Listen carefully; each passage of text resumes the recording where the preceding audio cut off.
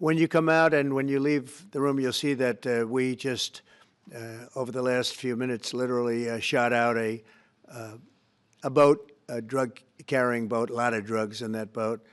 And you'll be seeing that, and you'll be reading about that. It just happened moments ago, and our great general, head of the Joint Chiefs of Staff, who's been so incredible, including what took place in Iran, knocking out potential nuclear power for a long time to come. I think within a month they would have had it if we didn't do what we did. But he gave us a little bit of a briefing, and you'll see. And there's more where that came from.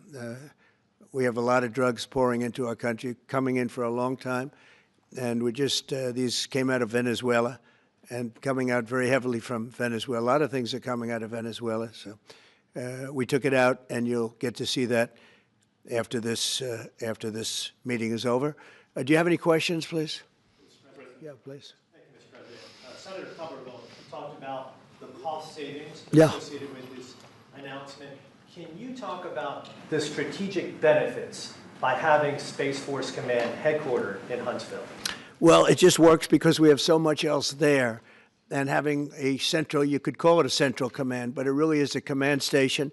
Also, even locationally, where it is, and when you think about flying distances, if you can save a half an hour as fast as some of these planes go and things go, and even the rockets go, if you can save by having the best location. So we went out, as you know, to experts, and we had 4 different groups of experts. They all said this was the best location. I also loved it from the standpoint, I know the people of Alabama, they are great people, work hard, and there's no games, and they're very proud of it. And I would say they fought harder for it than anybody else also. A lot of states, 5 states really wanted it, but they wanted it more. And I kid you not when I say that these people, they spoke to me a lot. That's all they wanted to talk about. They didn't want to talk about the weather. They only wanted to talk about moving to this location, moving to Alabama, Huntsville in particular. So we're honored to do it. They really wanted it badly, and they got it. Peter? President Trump, something completely different, but about a big viral social media trend over the weekend. How did you find out over the weekend that you were dead? You see that? No.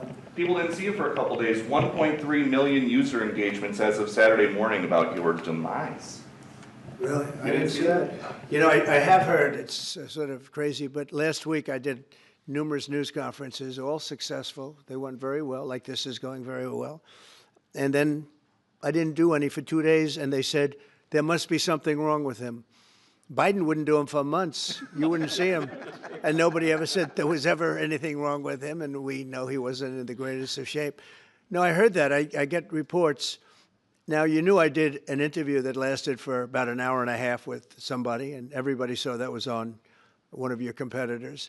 I did numerous shows and also did a number of truths, long truths, and I think pretty poignant truths. No, I was very active over the weekend. They also knew I went out to visit some people at the club that I own, pretty nearby on the Potomac River. And no, I've been very active actually over the weekend. I didn't hear that one. That's pretty serious stuff. I'm glad it's Well, it's fake news. You know, it's just it's so fake. That's why the media has so little credibility. I knew they were saying, like, is he okay? How's he feeling? What's wrong? I said, I just left. And it's also sort of a longer weekend, you know. It's Labor Day weekend, so I would say a lot of people know. I was very active this Labor Day. I had heard that, but I didn't hear it to that extent. Go ahead, Peter.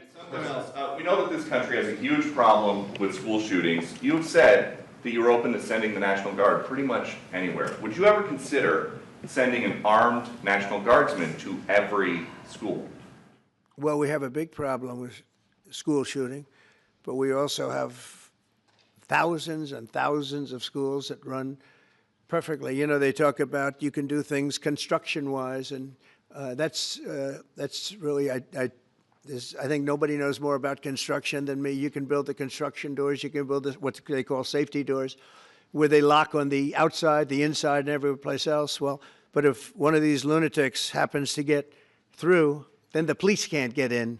Then they're looking for keys all over the place, and it takes a lot of disadvantages to doing, spending billions and billions of dollars and actually making it safer in some way for some of these lunatics that we're dealing with. But I don't think so. I've thrown out the concept. We have great teachers that love our children. The parents love the children. Teachers love the children too. And if you took a small percentage of those teachers that were in the military, that were distinguished in the military, that were in the National Guard, et cetera, and you let them carry, that's something that a lot of people like. I sort of liked it. It'd have to be studied, but they're trained. They know about weapons. You can't do it with every teacher because most teachers don't know, and But I always thought that would be an alternative. But it just we've had a lot of instances. Other countries have also. They have different kinds of problems than we have, but we do have. There's something going on. And it's a bad thing. Yes, please. Have you spoken with President Putin in the past week? Have you spoken with President Putin in the past week? Yeah, I don't want to. I have learned things that will be very interesting. I think in the next few days you'll find out. Will there be any consequences if there isn't some type of announcement of a meeting with President Putin and President Zelensky? Yeah, and what could those consequences be? We're going to see what happens. We're going to see what they do and what happens. I'm watching it very closely. Last week they lost 7,000, between the two countries, 7,313 soldiers, to be somewhat exact, for no reason whatsoever. And they're Russian and they're Ukrainian, but, they're soldiers. I want to see it end. Yeah. Mr. President, have you decided you're definitely going to send National Guard troops to Chicago? I didn't say when, but the answer is, look, Chicago's very interesting because I watched Pritzker get up and say about, we don't need help, we're safe. But 2 weeks ago, they had 6 people murdered, and they had 24 people hit by bullets. Last week, as you know, it was 7 people, 24 people hit, and 7 people died. And then over the last 2 days, that was the crown jewel. They had, I guess, 9 or 10 killed, and 50 hit with bullets. And you have this governor get up, who's a terrible governor. Probably he and Gavin Newsom would be probably the 2 worst and most naive. They're naive. Either they're naive or they're very untruthful. And he'll say, we don't want any protection. We don't need. So in the last 3 weeks, he's lost almost 20 people killed. There's no place in the world, including you can go to Afghanistan, you can go to places that you would think of. They don't even come close to this.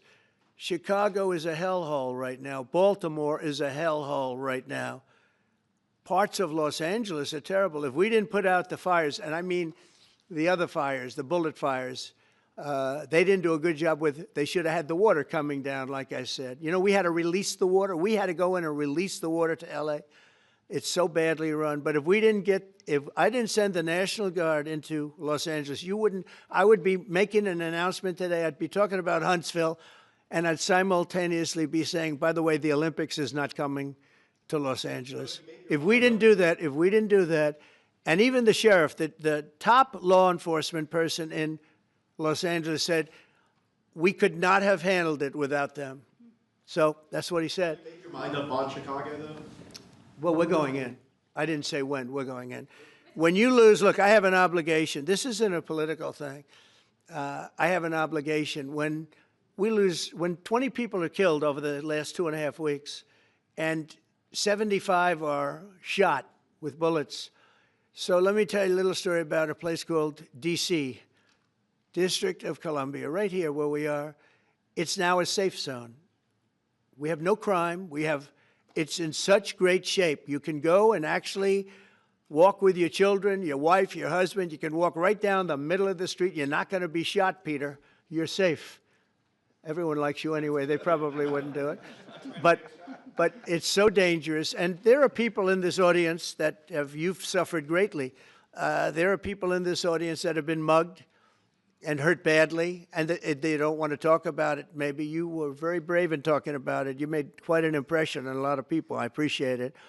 But there were other people in this room that have been hurt very badly just walking down the street in D.C. Washington, D.C. is a safe zone right now. It's a safe city. The restaurants are open. They're booming. You can't get a restaurant. New restaurants are announcing that they're going to be open. This took place in 12 days. Now it's 15 days, but 3 days ago it became what's known as a safe zone. It's a safe city. And this city was really bad, really, really bad. We took 1,600 people out, hardcore criminals that will not be coming back anytime soon. And we're very proud of it. You know, to have our nation's capital lose every week, you know, it was like years, many years, where every single week somebody was killed for many, many, many consecutive weeks. This went on for years. And then we had, last week it was announced that nobody was killed last week. And I made that announcement in front of a very distinguished leader of a country. And I'm saying proudly, ladies and gentlemen, nobody was killed in Washington, D.C. this week. He looked at me like, what's that all about? I say, yeah, we have a little bit of a crime problem, and we don't have a crime problem in Washington anymore. And the mayor has been very helpful, and the police commission has been very helpful, and it's been a great team. And I would love to have Governor Pritzker call me. I'd gain respect for him and say, we do have a problem, and we'd love you to send in the troops, because you know what? The people, they have to be protected. I saw today on one of your networks, not a friendly network, except really the opposite, I would say, very unfriendly network. And they interviewed about 12 people on this morning. Most of them were African American, they were black. And they were saying, please, please, please let the president send in. These were people from Chicago. Please, we need help. We need help. We can't walk outside. We're petrified. If the governor of Illinois would call me up, I would love to do it. Now, we're going to do it anyway. We have the right to do it because I have an obligation to protect this country. And that includes Baltimore. I saw where Governor Moore was asking me to take a walk down the street of Baltimore. Well, Baltimore is a very unsafe place. It's rated number 4 in the city, one of the most unsafe places anywhere in the world. But, you know, we took care. This was a beautiful thing that happened in Washington because we showed that it could be done. And this wasn't just sending big, strong guys, and they are big and they are strong. You know, we had a great decision from the Supreme Court that had to do with sort of talent. It had to do with you are put down based on merit. You can hire based on merit. So merit for a soldier or for a policeman is strong, physically fit, having a certain ability, not a person that is woke and got the job through woke, but wasn't strong enough to lift a gun out of the holster, et cetera, et cetera. No, I looked at the police. As you know, last week I went over, we had a meeting there had to be 300 people, and they were all very impressive looking. And when the bad guys see them, they're not going to do a thing. And so I'm very proud of Washington. It serves as a template, and we're going to do it elsewhere. But Chicago is certainly going to be high. I would love to have him call. I would love the governor of Illinois. I'd be honored to take his call. All he has to do is say, sir, we need help. It's out of control. And everyone knows it is. He's not kidding anyone. I would love to have, I would say, Governor Moore call, because I watched him over the weekend trying to explain that Baltimore, what they need is housing. No, they don't need housing. They need to get rid of the criminals. These are hardcore criminals. You know, we took many people off the streets of Washington, D.C. They're hardcore. They're not going to be good. In 10 years, in 20 years, in 2 years, they're going to be criminals. They were born to be criminals, frankly. They were born to be criminals, and they're tough and mean, and they'll cut your throat, and they won't even think about it the next day. They won't even remember that they did it. And we're not going to have those people. Washington, D.C. is now a safe zone. It's a safe place, and you can walk, Katie, you can walk right down the street with, by the way, one of the biggest human beings I've ever seen, which is her husband. He was a football player for like 11 years in the NFL. He's a big person. But big doesn't mean anything when they have guns and when they have knives and everything else that they have, right? But you can walk right down the street, even by yourself, and you're totally safe. Washington, D.C. is a great thing. Yes, ma'am, please. Mr. President, as you're calling on Democratic leaders across the country to work with you on crime, Do you see your efforts here in DC, including, for example, working with Mayor Bowser here as a model for bringing more bipartisanship in matters, not only with crime, but also issues that matter to everyday American people's lives? So Mayor Bowser's been great. She could have taken the thing, oh, well, and then after I clean it up, they'll take credit for it. You know what they do is they take credit. Like, we cleaned up Los Angeles. We did a great job there. And it was overwhelming what was going on. And again, the police chief made a statement that we could not have done, there's no way they could handle it. You saw what was happening out there. It was going to be a disaster. We stopped it cold. If we didn't do that, would have been a very sad day. And you know, remember, we have the Olympics, we have the World Cup, we have all these things coming, and we have 250, all of these things coming. But I watched Newsom get up and say he's doing a great, he's not, we're the ones that did it, and that's okay, whatever it takes. But the main thing is but he got up and said, we did it. Well, he didn't want us there, and he's going to need us again because it's starting to form again. I see it. It's starting to form again. You know, we have to maintain. It's like maintenance on an airplane. You can buy it, but you have to maintain it. And if you don't maintain it, a good plane becomes very unsafe very quickly. So it's an honor to do it. A lot of presidents wouldn't do what I'm doing. I don't need this heat. But when I watched television last night and I'm watching the news and I see that 9 people were killed in Chicago and 54 were badly wounded with bullets, I say, that's not this country. We have to do something. And I do say this, I say this very much. I'm not speaking to anybody but them right now. I would love to receive calls from governors and mayors saying they need help. We'll help them. We have a lot of people. We have a great force. We have a great military force. You know, Pete will tell you that when I was running for office, and this was a big headline, I think, you know, probably got me a couple of votes, but you couldn't sign people in the military. Nobody wanted to join the military, the Army, Air Force, the Navy, Marines, Space Force, Coast Guard. We never forget Coast Guard because they've done such a great job. Never. But nobody wanted to join any of them. We were way below what we wanted. Every single one. The closest was the Marines, whatever that is. You'll explain that to me. But the closest was the Marines. But every service was way down, way down. And then I got elected, and our country's the hottest country anywhere in the world right now. Everybody's talking about the USA. They're talking about the job that we're doing. Everybody. We have the best economy. We have a very, very important decision being made by the Supreme Court because our country is the richest, the strongest, the most powerful. But if for some reason some liberal court, I'm talking about the court that just ruled, where even an Obama judge voted in favor of us, which I gave him a compliment yesterday, as you know. I said that took great courage. But it's a liberal court, and it's going up to the Supreme Court, who I think have been incredible people. I think they've made very wise decisions. But the tariff question, because without the tariffs, this country is in serious, serious trouble. We've taken in almost $17 trillion of investment is coming in. Most of it is coming because of tariffs. And if for some reason somebody wanted to be politically correct, I actually think it's unpolitically correct. I think politically correct is to approve it because there's nothing so popular as what's happened to our country. Our country is doing so well.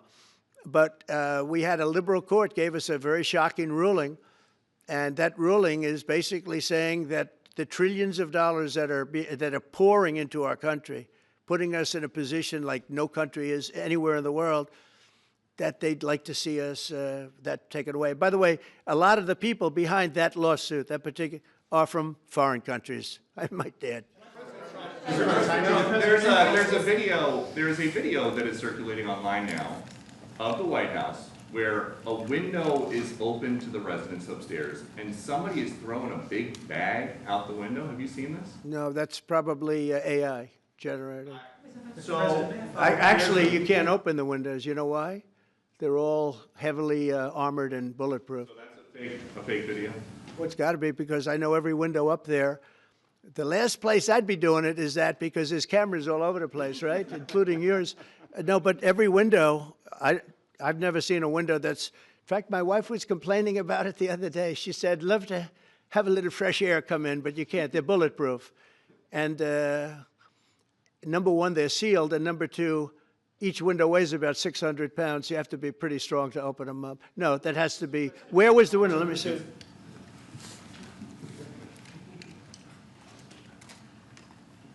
Maybe from the renovations? Which is the window?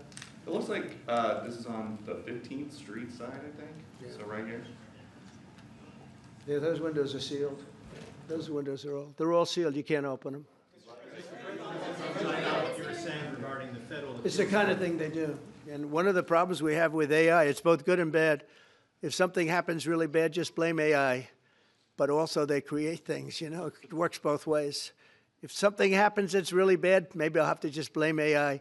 But there's truth to it because I see so many phony things. I saw something as I was growing up from the time I was a baby till now. I said, who did that?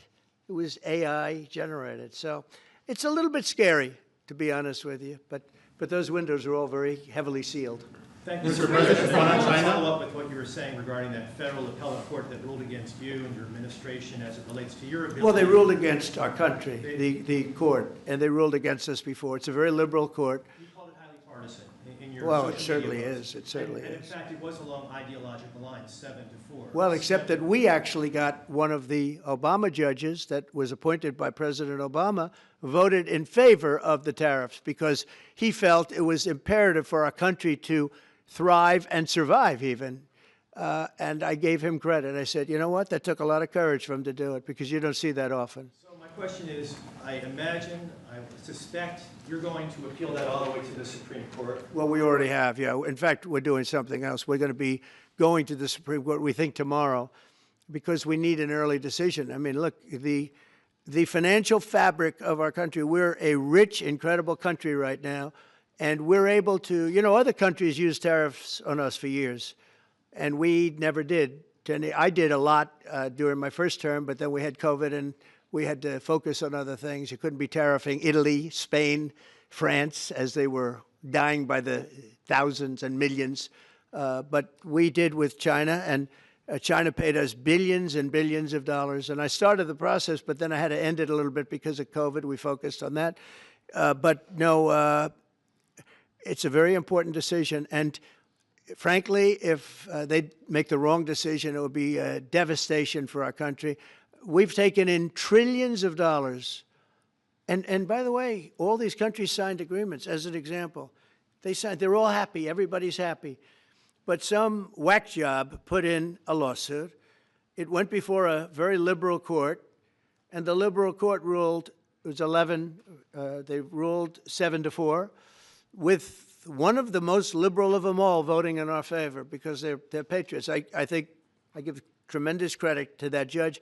And now it's going to the Supreme Court. Now we're going to be asking for early admittance. We're going tomorrow, and we're going to ask for an expedited ruling because, you know, when you look at the stock market's down today, the stock market's down because of that. Because the stock market needs the tariffs. They want the tariffs.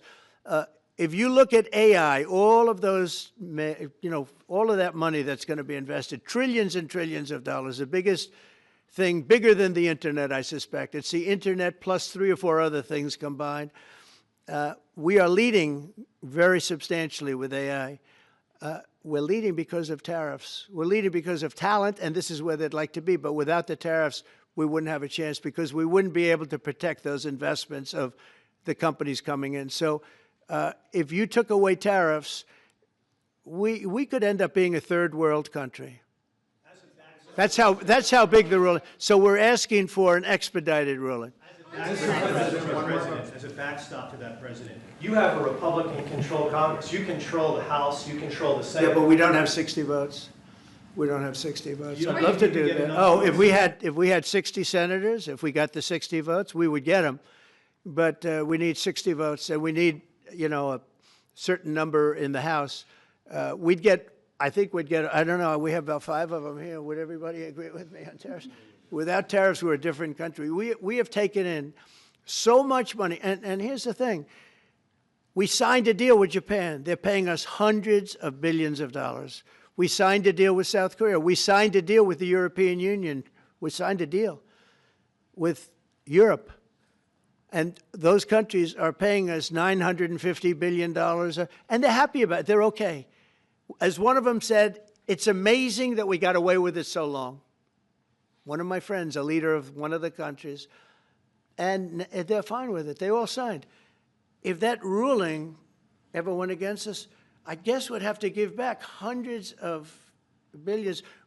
We would have to give trillions and trillions of dollars back to countries that have been ripping us off for the last 35 years.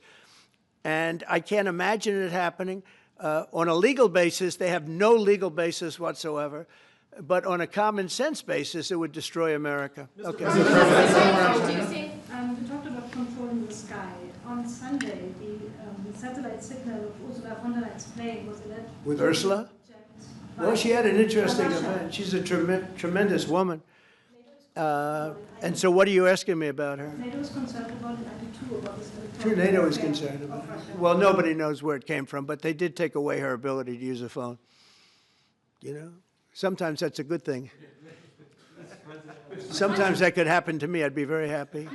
Mr. President, reducing the tariffs on India from 50%. What does that mean? Are you considering taking away some of the tariffs that you've imposed on India? You had posted. No, we get along with India very well. But India has, you have to understand, for many years it was a one-sided relationship. Only now since I came along, and because of the power that we have with tariffs, India was charging us tremendous tariffs, about the highest in the world. They were about the highest in the world, number one.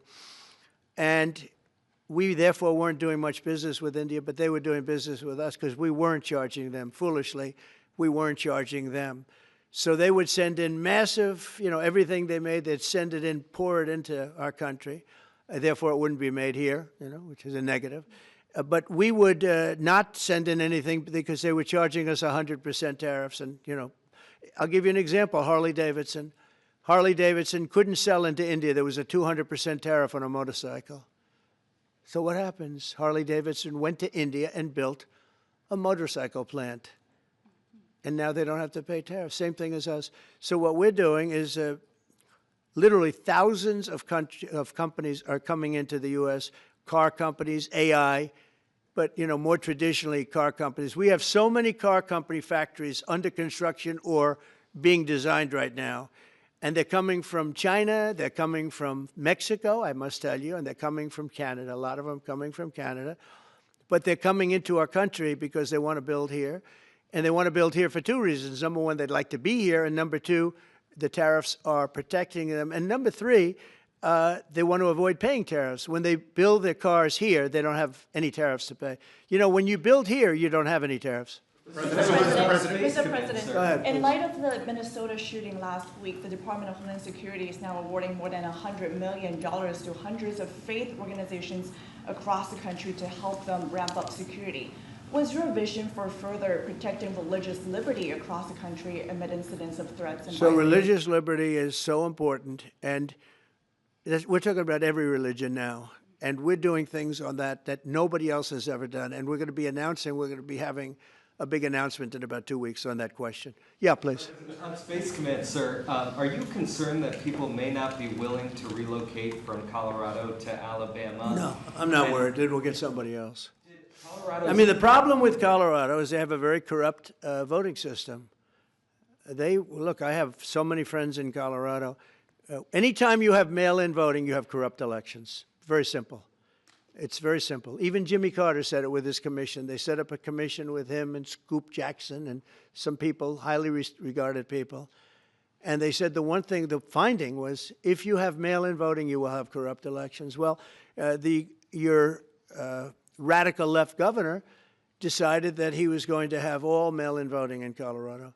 Once you have all mail-in voting, and for whatever reason, the Democrats cheat. And they cheat like, they're not stupid. That's the only thing. They're no good on policy.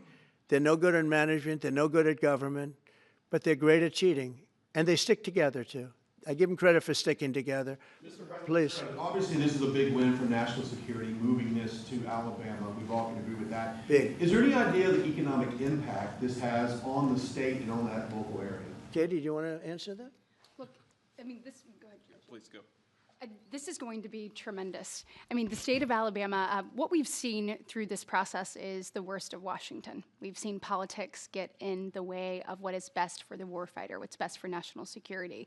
And the state of Alabama is about to show the country the best among us. So we know the economic impact is going to be tremendous. There at Redstone Arsenal, we're proud to house everything from the FBI to headquarters there for material command to a number of things. We obviously have NASA with Marshall Space Flight Center, and so this naturally fits within. When you look at the decision matrix that they placed in front of us, that's why we ranked so high, is because we have the resources necessary and the ability to build out quickly to meet the needs in front of us. As far as economic impact, it would be tremendous. Does anybody have an exact number? 1,600 jobs. 3,000 spin-off. With 3,000 spin-off. Look at this. This is teamwork right here. So we are really proud, and the people of Alabama are ready to get to work. And I've got a housing question, if you could, just for a second, Mr. Yeah, President. please. Owning a home and going about the American dream seems like it's out of touch for a lot of Americans. Yeah. Just recently, you pushed out a statement about addressing an emergency housing situation. That's right, we're thinking about doing that. Yeah, can you just? Well, we need a little help from the Fed. We have a man named Jerome Too Late Powell. You probably heard of him. He's too late. He's way too late. And the economy is so strong that it's pushing through that. Normally, it would have been much tougher, but we're doing so well that we're pushing through it. But it makes it very hard for people to get mortgages because too late is too late. Very simple. He's too late. And probably political, whatever. He wasn't too late before the election. Before the election, he was cutting rates, right? Because he was hoping that, I guess, Biden would get in or that Kamala would. He was a big Biden guy. Explain that one. And then he was a Kamala person. But he was hoping, I guess, she'd win, I guess. I don't know. It didn't work out too well. But, yeah, we need a very serious cut. You know, I think that if you look back many decades ago, the United States was always the lowest, even if they were doing badly. The United States was, because without the United States, everything in the world would die. It's true. It's so powerful. It's so big. And I made it really big in the first 4 years. Then it started to degenerate with what this Biden administration did. But we built it up to a level that I never thought we could be at this quickly. We're the hottest, we're the best financially. The money coming in is so big because of tariffs and other things, but because of tariffs. Tariff gets us even those other things. Plus, it gets us great negotiating. I settled 7 wars, and numerous of those wars were because of trade, and numerous of the trade deals that I made were because of tariffs. It gives you a great negotiating ability. If that ability were taken away from us by a liberal court acting on essentially foreign nations asking to get help from the United States government, when they've been doing this to us for 40 years, that's why we have $38 trillion in debt. We won't have it for long if they let us, if they allow us to do what everybody knows we should be able to do. Yeah, please. Mr. President, another Biden-era action that you're now reversing is that you signed a deal last week to make federal buildings adopt and embrace classical architecture styles again. Can you talk to us about why you do that, and also what's your vision? Well, we want to see beautiful buildings. Now, you know, it's in the eye of the beholder. I've seen architectural reviews over the years. I'm an expert at it. I've gotten a lot of great reviews. But I've seen buildings that I didn't think were very good get great reviews, and I've seen great buildings get bad reviews. So, but it's just a standard. We want to have a good standard. We're building something here, you know, for 150 years they wanted a ballroom at the White House. We're doing something at the highest level using great architects and all. And, you know, it's very exciting. But we have a lot of interesting things happening architecturally in D.C. And D.C. is like a different place. And, you know, even the contractor said, sir, we walked down today, we feel like much safer. It's like a different place. Washington, D.C. is great. Now, we're going to also beautify it. We're going to put a topping on the roads. We're not going to rip them apart and take 4 years to build a road that was exactly the same by the time you build it. But we're going to put toppings. We're going to put new medians in. We're going to get the graffiti off. We're going to put tiles up in the tunnels where the tiles are missing. We'll do the whole tunnel instead of, you know, a little area where you see new tiles, old tiles that never look too good, but they could use it. You know, they've been up for 50 years. They've served their duty. But we're going to make this within about a 20-mile radius from the White House. we're going to have this place spick and span. It's going to be crime-free, and it's going to be spick and span. It's going to be, you'll be proud of Washington again. Go ahead, please. Sir, China's having a massive military parade that President Putin and Kim Jong-un will be attending. Do you interpret that as a challenge to this? And are you concerned at all about those countries trying to be some sort of counterweight? Not at all. China needs us, and I have a very good relationship with President Xi, as you know, but China needs us much more than we need them. No, I don't see that at all, no.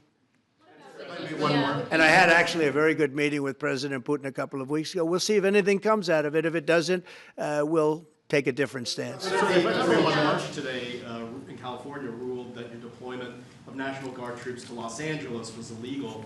Do you have any response? Well, it was a radical left judge, but very importantly, what did you not tell me in that question or statement that you made? Pretty much of a statement, I think. Well, I was asking for the response. No, you didn't say what the judge said, though. The judge said, but you can leave the 300 people that you already have in place. They can continue to be in place. That's all we need. But why didn't you put that as part of your statement? Because the same judge ruled exactly as you said, except the judge said that you can leave the 300 people that you already have in place. They can stay, they can remain, they can do what they have to do. Thank you very much, everybody. We appreciate it. Thank you. Thank you. Thank you very much.